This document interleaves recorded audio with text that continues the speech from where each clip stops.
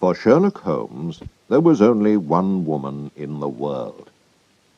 He did not love her because he never loved women. But after their meeting, he never forgot her. Her name was Irene Adler. One night in March, I visited my old friend at his home in Baker Street. I was married by now, so I did not often see him. "Come in, Watson," he said. "Sit down.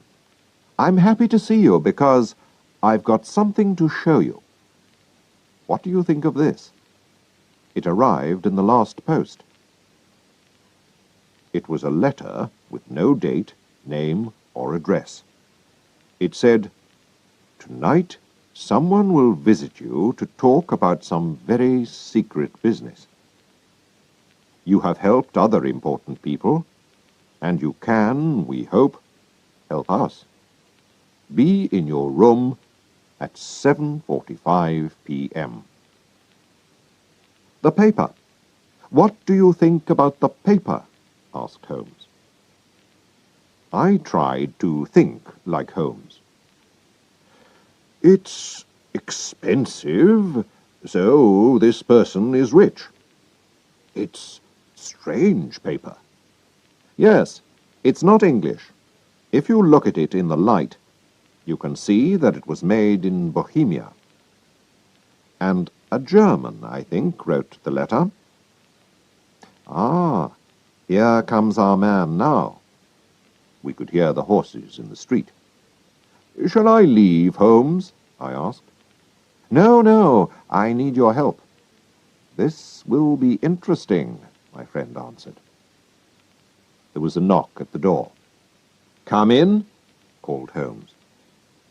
A tall, strong man came into the room.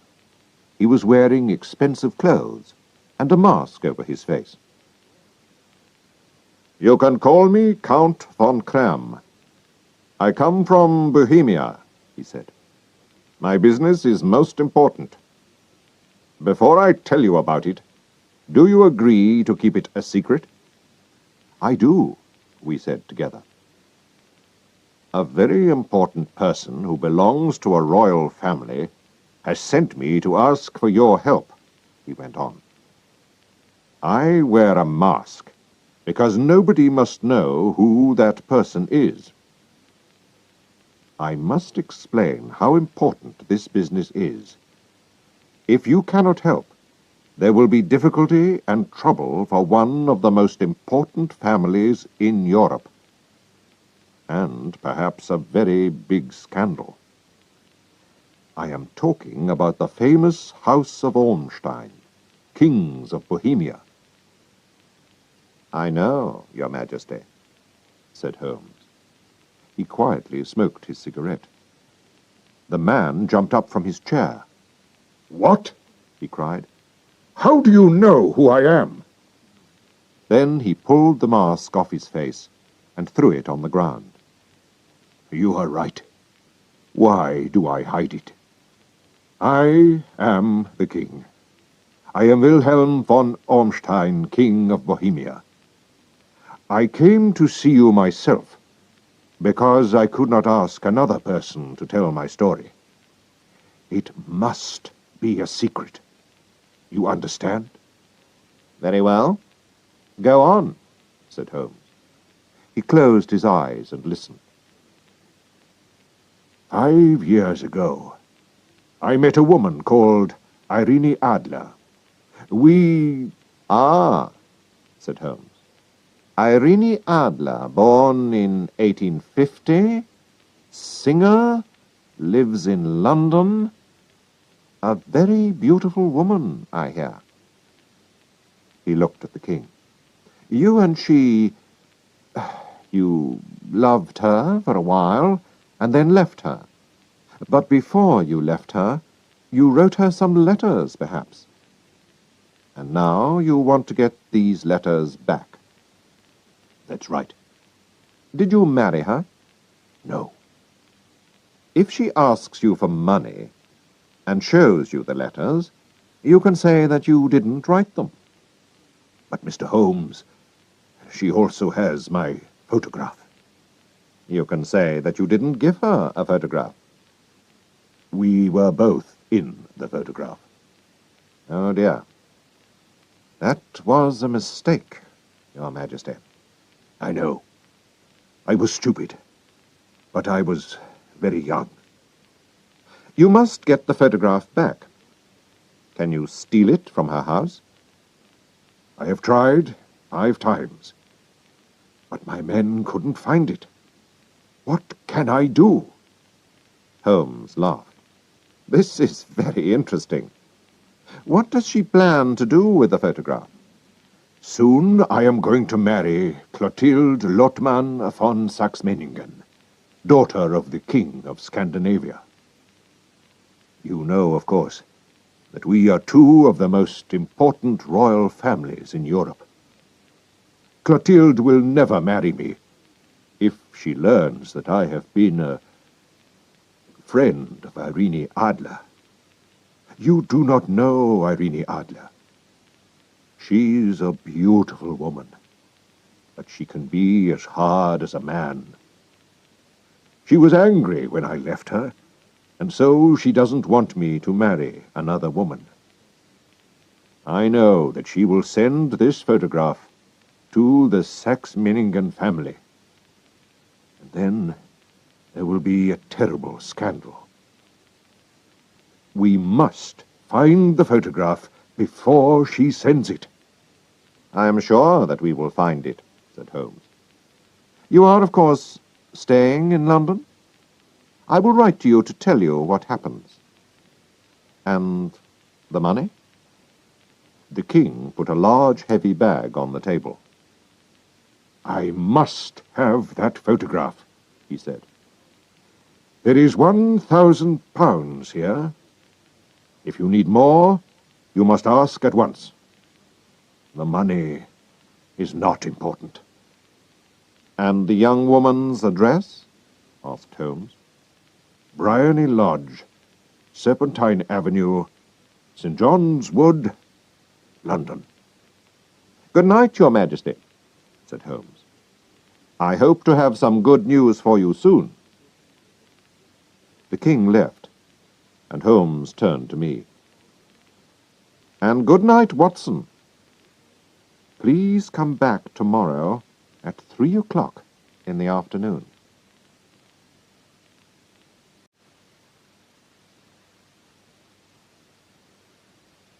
Chapter 2. A Servant Finds Out. When I arrived the next day, Holmes was not there. So I waited in his room. At 4 o'clock the door opened, and a very strange servant came in. He wore old, dirty clothes, and I had to look very hard before I saw that it was my old friend. Holmes, I cried, where have you been?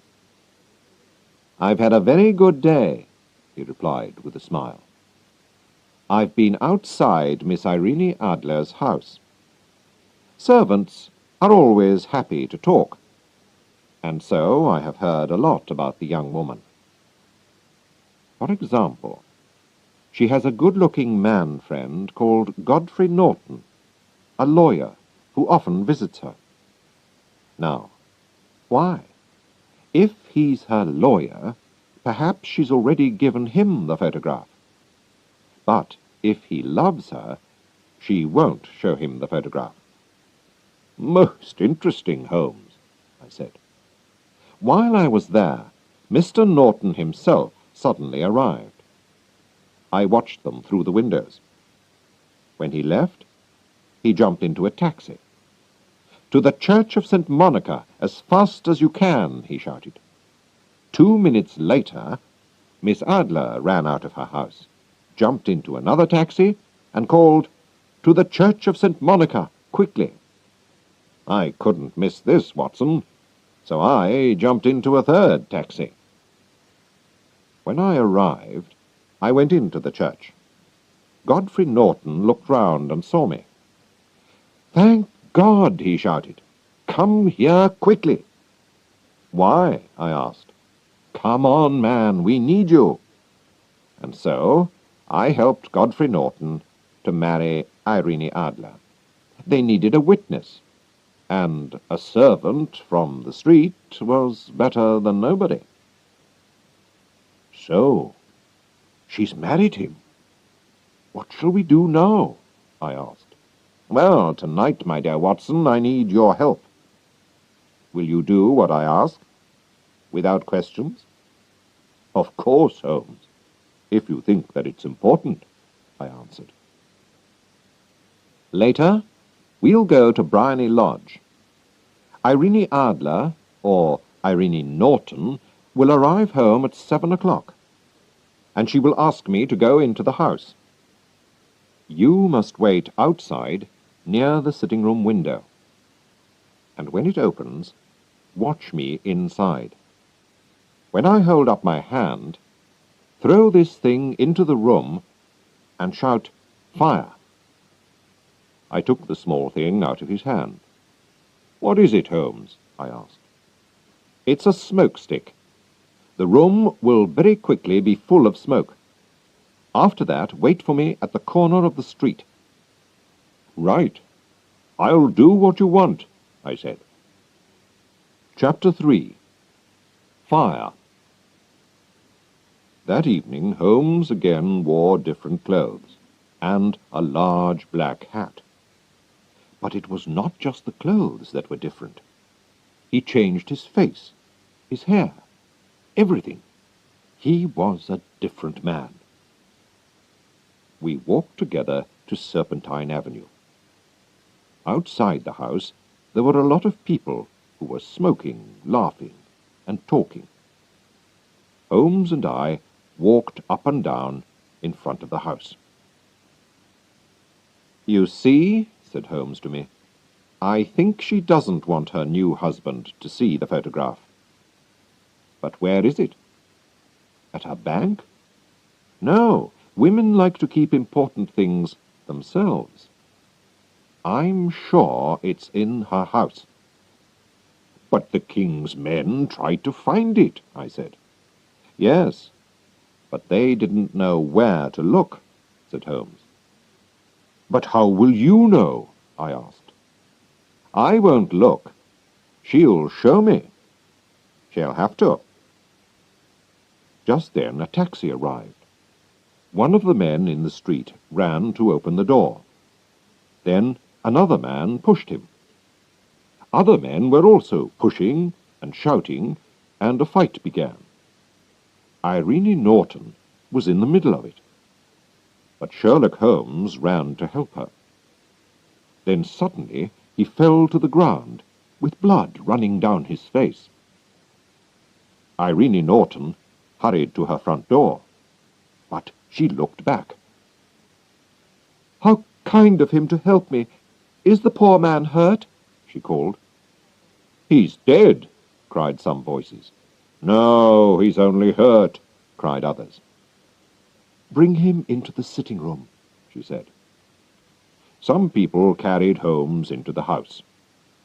I waited outside the window and watched. I saw how beautiful Irene Norton was. Then Holmes put up his hand, and I threw the smoke stick into the room. Immediately the people in the street and in the house all began to shout "Fire!" very loudly. The house was full of smoke. I walked away, and 10 minutes later Holmes came to meet me. "Well done, Watson," he said. "Have you got the photograph?" I asked.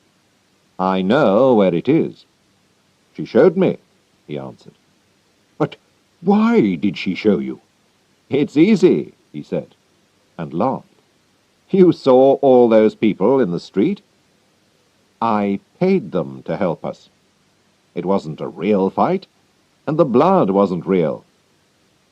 When people shout 'fire,' a woman runs to the most important thing in her house, her baby, her gold, or a photograph. Mrs. Norton ran to find her photograph, which is in a cupboard in the sitting room. I saw it, but I did not take it. Tomorrow we will go to her house with the king. We'll go very early before she gets up. The king himself can take the photograph from the cupboard, and then we'll go." While Holmes was talking, we were walking home to Baker Street. When we arrived at my friend's house, a young man hurried past us and said, "Good night, Mr. Sherlock Holmes." "I've heard that voice before," said Holmes to me. He looked down the street. But who was it? Chapter 4. A Photograph. The next day we went to Irene Norton's house with the king. An old servant opened the door. "Mr. Sherlock Holmes?" she asked, and smiled. "Yes," said my friend. He looked very surprised. "Mrs. Irene Norton and her husband left England this morning. They will never come back to this country." "What?" cried Holmes, his face white and angry. "And what about the photograph?" cried the king. We all hurried into the sitting room. Holmes ran to the cupboard and opened it. Inside was a photograph, not of Irene Adler and the king, but of the beautiful Irene alone. There was also a letter for Sherlock Holmes. We all read it together. "My dear Mr. Sherlock Holmes, you did it very well. I thought that it was a real fire, and that you were just a kind old man. But after I opened the cupboard, I began to think. I knew about the famous Sherlock Holmes. I knew your address, and I knew that the king asked you to find the photograph. So I quickly dressed as a young man and followed you home to Baker Street. I wanted to find out if you really were Sherlock Holmes. I said good night to you outside your door. My husband and I have decided to leave England. Please tell the king that I shall not show the photograph to anybody. I love my husband, and he loves me, and he is a better man than the king. But here is a different photograph, and the king can keep this photograph if he likes. Irene Norton." "What a woman!" cried the king. "Why didn't I marry her? What a woman!" "A very, very clever woman," said Sherlock Holmes coldly. "I am sorry, Your Majesty, that this business has not finished well." "No, no," said the king. "She writes that she will never show the photograph to anybody. I need nothing more than her word. There is no danger for me now. How can I thank you, dear Mr. Holmes?" "I would like just one thing, Your Majesty." "Tell me at once what it is," said the king. "This photograph." The king looked at him in surprise. "Irene's photograph?" he cried. "But of course, it is yours." And so there was no terrible scandal in the royal families of Europe, and Sherlock Holmes still has the photograph of the woman who was cleverer than he was.